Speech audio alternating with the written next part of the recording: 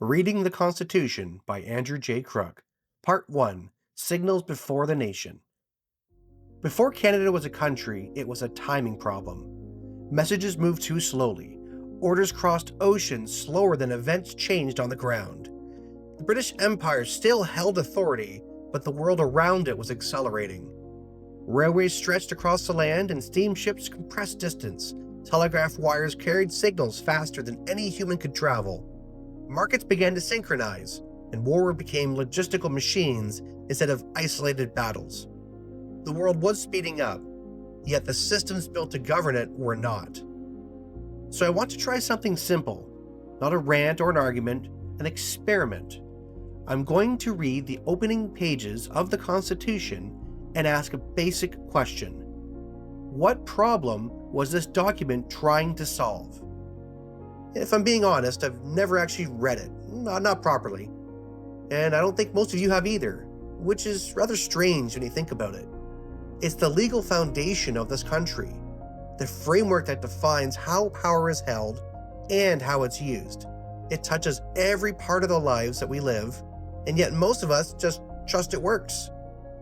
To understand it, I'm going to borrow a lens, not as a king or a politician or even a constitutional lawyer. Instead, we will witness the formation of the Constitution of Canada from the lens of a humble telegraph operator. It is mid-1800s, somewhere in British North America, a place where messages arrive in fragments. The telegraph operator didn't control anything. He simply received signals and relayed them. Yet, at this humble inflection point, he was able to notice something most others miss. The world was moving faster than the systems governing it could respond. The weight of the empire and its old world bureaucracy was compounding faster than the structure could sustain. Now, today was special. He received a copy of the newly minted British North American Act, later renamed the Constitution Act in 1982. Now, as a British subject and soon-to-be citizen of this new nation, the operator wondered what effect this document would have on his family and the home they had made. He opened it with anticipation. The document began with pages of preamble and framing before anything resembling a statute. When he reached page 1, the first thing it told him was not, "We the people." Instead, it explained to him what kind of union this was. So he observed, Constitution Act of 1867, an act for the Union of Canada, Nova Scotia, and New Brunswick, and the government thereof, and for the purposes connected therewith. 29th March 1867. Whereas the provinces of Canada, Nova Scotia, and New Brunswick have expressed their desire to be federally united in one dominion under the crown of the United Kingdom of Great Britain and Ireland, with a constitution similar in principle to that of the United Kingdom. And whereas such a union would conduce to the welfare of the provinces and promote the interests of the British Empire. The preamble explains the provinces of British North America's desire to be united into one dominion under the Crown, with a constitution similar in principle to that of the United Kingdom, and aligned with the interests of the British Empire. So right away, that document tells him something most people overlook. Canada was not created as a clean break. It was formed inside an existing structure. Reading on, he observed, Declaration of Union. 3. It shall be lawful for the Queen, by and with the advice of Her Majesty's most honourable Privy Council, to declare by proclamation that, on and after a day therein appointed, not being more than 6 months after the passing of this Act, the provinces of Canada, Nova Scotia, and New Brunswick shall form and be one dominion under the name of Canada. And on and after that day, those 3 provinces shall form and be one dominion under the name accordingly. The document then lays out the basic structure over the next 5 sections, the name Canada and the provinces, and a census every 10 years starting in 1871. So first, the document defines purpose, a union within a broader imperial context. Then it defines the parts, Ontario, Quebec, Nova Scotia, New Brunswick. Lines are drawn, units are named, and a census is described. From his perspective, the document makes sense. The British Empire is stretching thin.